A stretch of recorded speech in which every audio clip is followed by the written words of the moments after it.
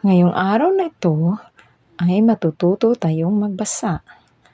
Ang mga hakbang upang matutong magbasa. Mga tunog ng mga patinig na letra. Ang mga patinig ay ang mga letrang A, E, I, O, at U. Sisimulan natin ang tunog ng titik A. A, A, A, A, A, A. A, A, A, A. O ulitin natin. A, A, A, A, A, A, A, A, A, A. Ngayon, ikaw naman ang magbasa.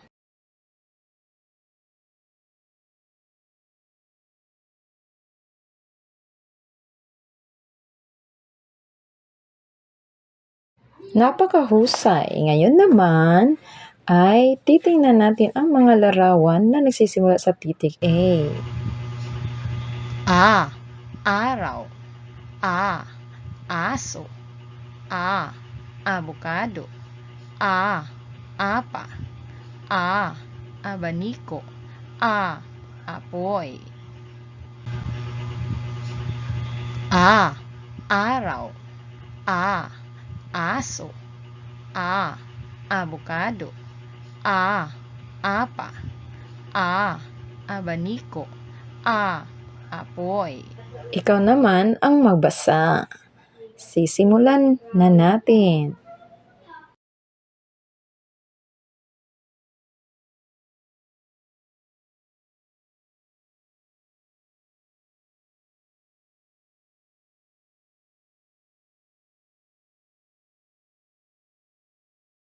Ulitin natin.